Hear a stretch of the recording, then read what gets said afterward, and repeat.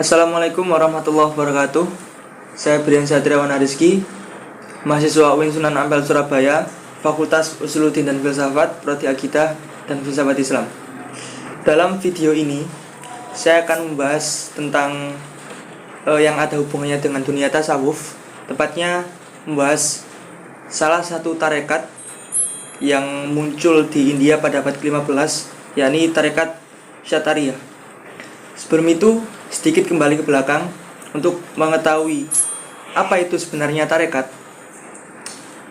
Tarekat ialah suatu jalan yang ditempuh oleh seorang salik atau sufi berdasarkan syariat untuk menuju hakikat, untuk mengetahui Tuhan, untuk mengenal Tuhan, untuk memahami Tuhan atau Allah Subhanahu wa taala. Dalam kitab Kifatul Azkiya disebutkan atau diibaratkan tarekat itu seperti lautan. Fasyariatun kasafinatin wa tariqatun kal bahr summa hakikatun durun bola. Syariat itu seperti perahu, tarekat itu seperti lautan, kemudian hakikat itu seperti mutiara yang sangat indah yang berada di dasar laut. Artinya ketika seseorang ingin mendapatkan sebuah mutiara yang indah, maka ia harus menaiki perahu dan ia bawa ke tengah lautan, dan kemudian ia menyelam ke dasarnya untuk mendapatkan mutiara tersebut. Ketika seseorang ingin sampai kepada taraf hakikat, maka ia harus bersyariat dan kemudian ia menjalankan tarekat untuk bisa sampai kepada hakikat. Nah, karena tarekat merupakan sebuah jalan, maka jalan untuk bisa sampai kepada Tuhan itu nggak hanya satu. Ada banyak jalan yang bisa ditempuh untuk bisa sampai kepada Tuhan. Maka dari itu tarekat pun ada macam-macam.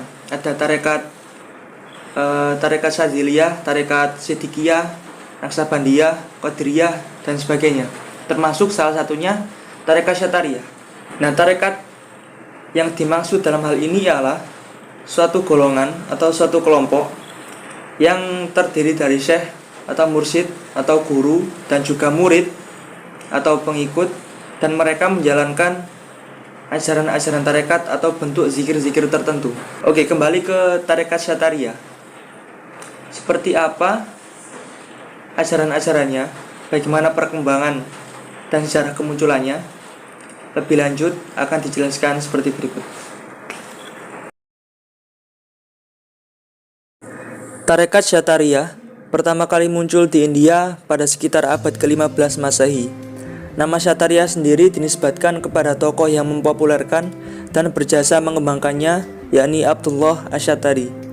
Jika dilacak lebih awal lagi, tarekat ini lebih dikenal di Transoksiana, Asia Tengah, dengan nama tarekat Izkiyah yang dinisbatkan kepada Abu Yazid Al-Izki, dan juga di wilayah Turki Utsmani yang disebut tarekat Bustomiyah dinisbatkan kepada Abu Yazid Al-Bustami. Syekh Abdullah Asy-Syatari kemungkinan besar dilahirkan di salah satu tempat di sekitar Bukhara dan Moskow. Di sini pula ia ditasbihkan secara resmi menjadi anggota tarekat Izkiyah oleh gurunya Muhammad Arif Taifuri. Nisbah Syattar yang berasal dari kata Syattara memiliki arti membelah dua, dan sepertinya yang dibelah dalam hal ini ialah kalimat tauhid yang dihayati dalam zikir nafi isbat. Sedangkan menurut Syekh Najmuddin Kubro, istilah Syattar sendiri merupakan tingkat pencapaian spiritual tertinggi setelah akhyar dan abror. Juga nampaknya gelar Syattar merupakan julukan yang diberikan oleh gurunya Muhammad Arif sebagai gelar penghargaan atas kemampuan Abdullah dalam menempuh tahapan-tahapan sufi dengan sangat cepat, yang kemudian membuatnya berhak mendapat wewenang sebagai wasitoh atau mursyid. Namun karena popularitas tarekat Izkiyah di tanah kelahirannya ini tidak berkembang dengan baik dan bahkan semakin memudar akibat berkembangnya tarekat Naqsabandiyah, maka dikirimlah Abdullah Asy-Syattar ke India oleh gurunya tersebut, dan di India inilah ia memperoleh kemasyhuran dan berhasil mengembangkan tarekatnya tersebut. Belum diketahui dengan jelas atas dasar apa perubahan nama dari tarekat Izkiyah yang dianutnya semula ke tarekat Syatariyah. Bisa jadi atas inisiatifnya sendiri yang ingin mendirikan tarekat baru sejak kedatangannya ke India, atau atas inisiatif murid-muridnya. Sebagai sebuah gerakan ekspansi keagamaan, tarekat Syatariyah lebih diarahkan kepada upaya untuk meningkatkan nilai-nilai moral dan spiritual melalui berbagai ajaran dalam Islam. Abdullah Ash-Shattar dan para pengikutnya dalam usaha ini cenderung untuk menyesuaikan diri dengan tradisi dan ritual masyarakat setempat yang saat itu sangat kental dengan pengaruh tradisi dan ritual Hindu. Sikap yang seperti inilah yang dengan mudah mendapat perhatian kalangan non-muslim untuk memeluk ajaran Islam, dan bahkan langkah ini dianggap sebagai kunci sukses perkembangan tarekat Syatariyah di tanah India. Sepeninggal Abdullah Ash-Shattar, tarekat Syatariyah disebarluaskan oleh murid-muridnya, yakni Muhammad Al-A'la yang dikenal sebagai Khazan Syatiri, dan muridnya yang paling berperan dalam mengembangkan tarekat Syatariyah sebagai tarekat yang berdiri sendiri, Muhammad Ghaus dari Gwalior. Muhammad Ghaus mendirikan Ghausiyah, cabang Syatariyah yang mempergunakan praktek-praktek yoga. Di antara murid-murid Syekh Muhammad Ghaus yang paling terkemuka adalah Syekh Wajihuddin Alawi yang tinggal di Ahmedabad, India. Perkembangan tarekat Syatariyah mulai surut setelah wafatnya Syekh Muhammad Ghaus dan Syekh Wajihuddin Alawi, yang dalam periode berikutnya tergantikan oleh tarekat Naqsabandiyah dan Qadiriyah. Akan tetapi, Syekh Wajihuddin Alawi masih menyisakan seorang murid bernama Sayyid Sibghatullah Ibn Nurullah Jamal Al-Barwaji yang kemudian hari berjasa mengembangkan tarekat Syatariyah di tanah Haramain, Mekah dan Madinah.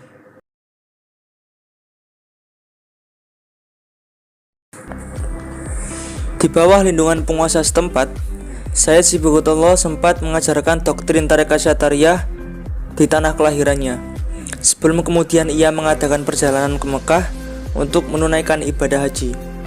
Sesampainya di tanah Haramain, ia merasa lebih dapat mengembangkan tarekat Syatariyah di Mekah dan Madinah.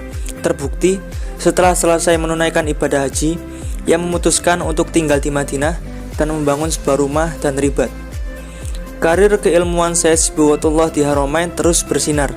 Ia aktif mengajar dan menulis berbagai macam kitab. Murid-muridnya pun datang dari berbagai kalangan. Salah satu yang paling terkemuka dan menjadi penerus tarekat Syatariyah ialah Ahmad Al-Sinawi dan Ahmad Al-Qusasi. Kedua orang inilah yang paling bertanggung jawab mewariskan ajaran-ajaran Sibghatullah di tanah Haramain.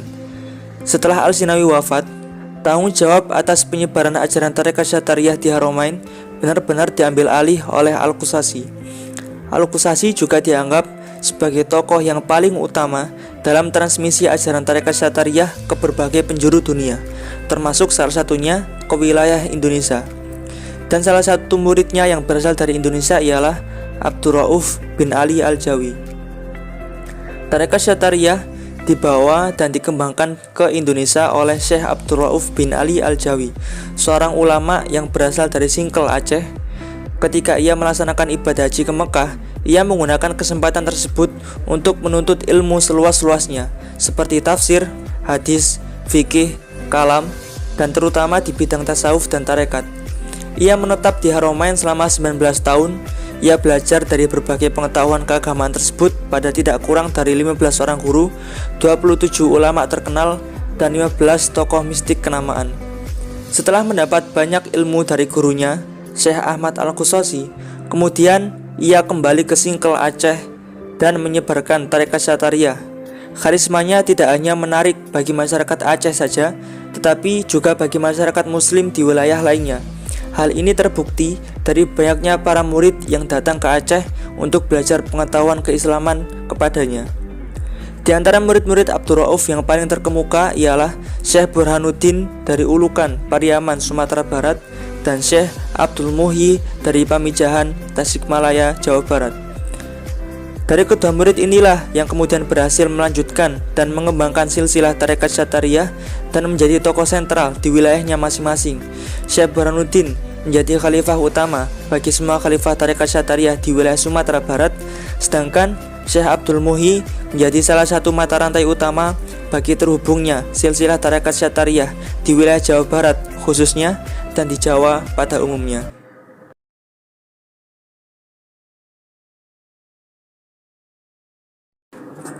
Perkembangan mistik tarekat ini ditujukan untuk mengembangkan suatu pandangan yang membangkitkan kesadaran akan Allah di dalam hati, tetapi tidak harus melalui tahap fana. Penganut tarekat Syatariyah percaya bahwa jalan menuju Allah itu sebanyak gerak napas makhluk. Akan tetapi, jalan yang paling utama menurut tarekat ini adalah jalan yang ditempuh oleh kaum akhyar, abror, dan syatar. Seorang salik sebelum sampai pada tingkatan syatar, terlebih dahulu harus mencapai kesempurnaan pada tingkat akhyar dan abror, serta menguasai rahasia-rahasia zikir. Untuk itu, ada 10 aturan yang harus dilalui untuk mencapai tujuan tarekat ini, yaitu taubat, zuhud, tawakal, qanaah, uzlah, muraqabah, sabar, ridho, zikir, dan musyahadah. Sebagaimana halnya tarekat-tarekat lain, tarekat Syatariyah menonjolkan aspek zikir di dalam ajarannya. 3 kelompok yang disebut di atas masing-masing memiliki metode berzikir dan bermeditasi untuk mencapai intuisi ketuhanan, penghayatan, dan kedekatan kepada Allah. Kaum akhyar melakukannya dengan menjalani sholat dan puasa, membaca Al-Quran, melaksanakan haji, dan berjihad. Kaum abror menyibukkan diri dengan latihan-latihan kehidupan asketisme atau zuhud yang keras, latihan ketahanan menderita, menghindari kejahatan, dan berusaha selalu mensucikan hati. Sedang kaum syatar memperolehnya dengan bimbingan langsung dari arwah para wali. Menurut para tokohnya, zikir kaum syatar inilah jalan yang tercepat untuk sampai kepada Allah. Dan dalam tarekat Syatariyah terdapat 7 matan zikir yang diajarkan, yaitu zikir tawaf, zikir nafi isbat, zikir isbat faqat, zikir ismuzat, zikir taraki, zikir tanazul, dan juga zikir ism ghaib. Cukup sampai sini video yang bisa ditampilkan. Apabila ada yang kurang mohon maaf. Semoga bermanfaat. Sekian.